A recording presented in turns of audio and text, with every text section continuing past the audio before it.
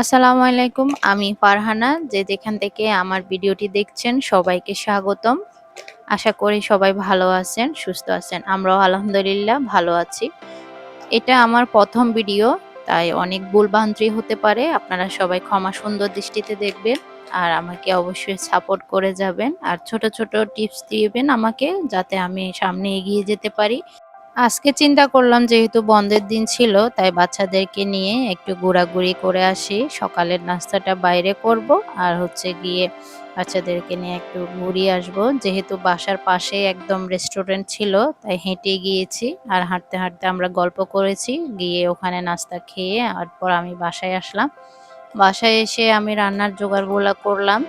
আজকে চিন্তা করলাম যেহেতু বন্ধের দিন দেশীয় খাবারগুলো রান্না করব। আমার হাসব্যান্ড আবার দেশীয় রান্নাগুলা বেশি পছন্দ করে। ওই চাইনিজ আইটেমগুলা তেমন একটা পছন্দ করে না। বাচ্চারা যখন খেতে বাহানা করে তখন ও বাচ্চাদেরকে নিয়ে রেস্টুরেন্টে চলে যায়। বাসায় তাই আমি চেষ্টা করি ওর পছন্দের দেশীয় খাবারগুলা রান্না করতে। আজকে আমি ছড়া দিয়ে চিংড়ি মাছ রান্না করব আর হচ্ছে বড় চিংড়ি মাছগুলা দিয়ে মিষ্টি কুমড়াটা ভাজি করব। আর সাথে একটা মাছের ঝোল করব। আজকে ভাবতেছি পাবদা মাছ যেটা সেটা ঝোল করব। পাবদা মাছটা অনেক বেশি ভালো লাগে। প্রচুর পরিমাণে তেল থাকার কারণে এটা আমার ভীষণ ভালো লাগে। তো চিংড়ি মাছ দিয়ে মিষ্টি কুমড়াটা আমি এখানে বসিয়ে দিচ্ছি। রান্না বসানোর ফাঁকে, ফাঁকে আমি বাকি কাজগুলোও কিন্তু করে নিই। আর যেহেতু ছোট বাচ্চা আছে, ওকে সামলিয়ে বড় বাচ্চাদের স্কুলে আনা নেওয়া করে আমার খুব একটা বন্ধের দিন ছাড়া রান্না করা হয় না। রান্না করলেও ১ থেকে ২ টা আইটেমই আমি রান্না করি। এর বেশি করতে পারি না। আপনারা কে কিভাবে সামলান বাচ্চা, সংসার সাথে এই যে ব্লগিং সেক্টরে কিভাবে ভিডিও দেন সেটা অবশ্যই আমাকে অ্যাডভাইস দিবেন। আপনাদের ছোট, ছোট অ্যাডভাইস গুলা আমি মনে করব যে অনেক দূর আমাকে নিয়ে যাবে। আমি উৎসাহিত হব।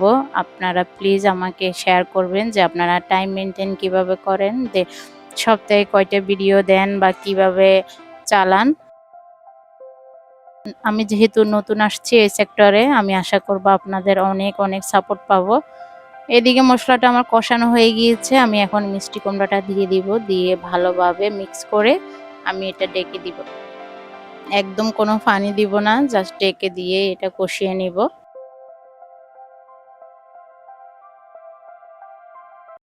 অন্যদিকে আমার যে ছড়াটা আমি বসিয়েছিলাম সেটাও আমার হয়ে গিয়েছে। এখন ধনেপাতা দিয়ে নামিয়ে নিব।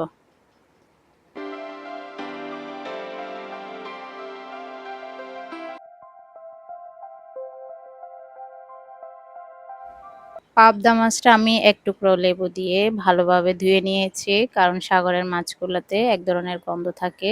ওই গন্ধটা যাতে না লাগে। এদিকে আমার মিষ্টি কুমড়াটাও সিদ্ধ হয়ে গিয়েছে। মোটামুটি বোনা হয়ে গিয়েছে। এখন আমি ধনেপাতা দিয়ে এটাও সার্ভ করে নিব। তারপরে হচ্ছে গিয়ে আমি পাবদা মাছটা বসিয়ে দিব। বসিয়ে ওয়াশিং মেশিনে কাপড়টা দিয়ে দিব। যেহেতু বাবুর অনেকগুলো কাপড় জমে গিয়েছে। বেশিরভাগ কাপড় আমি ওয়াশিং মেশিনে দিয়ে দিই। বিশেষ করে ছোট বাবুর কাপড়গুলা আমি আমার হেল্পিং হ্যান্ডকে দিয়ে আমি ওয়াশ করাই না। আপনারা কে কিভাবে নিবেন জানি না জিনিসটা। আমার কাছে ভালো লাগে না। কারণ যেহেতু ছোট মানুষ ওকে জীবাণু এফেক্ট করতে পারে। তাই ওর কাপড়গুলা আমি ধুই। মাঝে মধ্যে ওয়াশিং মেশিনে দিয়ে দিই। না হয় আমি হাতেই ধুয়ে ফেলি। বেশি জমে গেলে তখন ওয়াশিং মেশিনে দিয়ে দিই। এই তো বাচ্চাদের এদিকে কোচিং এ দিয়ে আসলাম। যেহেতু শুক্রবার একদিন ওদের হচ্ছে ইংলিশের জন্য কোচিং এ দিয়ে দিয়েছি যাতে ওরা ইংলিশটা একটু ভালোভাবে ইমপ্রুভ করতে পারে। রান্না কমপ্লিট করে বাবুকে গোসল করিয়ে তারপর আমি ওদেরকে নিয়ে আসবো কোচিং থেকে। ওর আব্বু একটা কাজে বের হয়েছে। যেহেতু শুক্রবারে টুকটাক বাজার করা লাগে। শুক্রবার ছাড়া তো আর কোনো ওয়ে নাই আমাদের। যেহেতু পুরো সপ্তাহে আমরা হচ্ছে অনেক ব্যস্ত থাকি। তাই সপ্তাহ জুড়ে বাজার টুকটাক করা হইলেও বাড়ি বাজারগুলা আমরা শুক্রবারেই সেরে নিই। এদিকে মসলাটা আমার কষানো হয়ে গিয়েছে। আমি এখন মাছগুলা দিয়ে ভালোভাবে কষিয়ে নেব।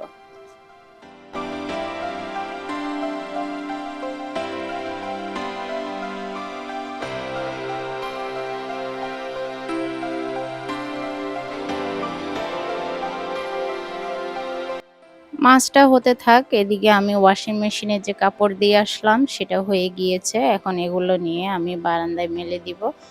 যেহেতু রোদ আছে আজকে তো রোদে দিয়ে দিব যাতে ভালো শুকিয়ে যায়। বাবুর কাপড়-চোপড় তো অনেকগুলো লাগে।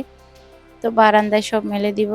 যেহেতু আমার শাশুড়ি আছে, আমার শাশুড়ি এই রুমে থাকে। তো এই রুমের বারান্দাটা যেহেতু পুরোই পাকা থাকে, এই একটা বারান্দায় আমি বাবুর সব কাপড়-চোপড় ধুয়ে দিই। তো বাবুর কাপড়-চোপড় মেলে দেওয়ার পরে আমি বাদবাকি রান্নাগুলা সারবো। আর সাথে হচ্ছে বাবুকেও ফলো আপ এ রাখি যাতে ও আবার পড়ে না যায়, ব্যথা না পায়। যেহেতু বাসায় কেউ নাই, আমাকে রান্নার দিকটাও সামলাতে হচ্ছে, আবার বাবুকেও দেখতে হচ্ছে। কারণ বলা তো যায় না, ও যেহেতু এখন অনেক বেশি দুষ্টামি করে মাশাআল্লাহ। ও টেবিলে উঠে বা চেয়ারে উঠতে চায়। এদিকে ও বাইরে দেখতেছে। বাইরে ওই যে গাছপালা দেখতেছে, পাখি ডাকতেছে, এগুলা দেখতেছে মাশাআল্লাহ। সবাই আমার বাচ্চাদের জন্য অনেক দোয়া করবেন।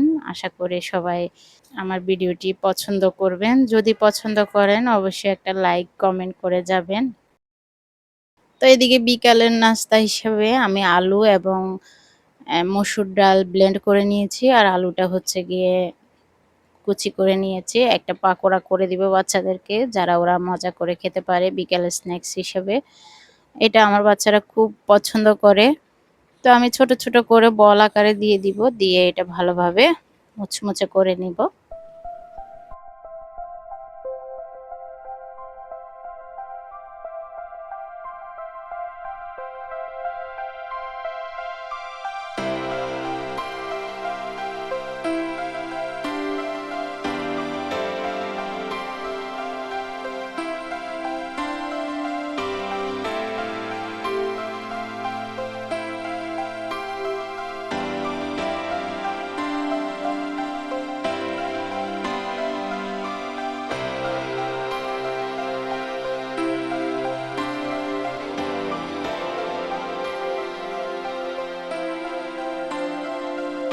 এটা ছিল আমার আজকের ব্লগ ভিডিও। সারাদিন আমি কিভাবে কাটিয়েছি বন্ধের দিনে সেটা আশা করি আপনারা সবাই পছন্দ করবেন। আর যদি ভালো লাগে অবশ্যই একটা লাইক, কমেন্ট করে যাবেন। আর কিভাবে আমি ভিডিও করলে ভিডিও ভালো হবে সেটা অবশ্যই শেয়ার করবেন।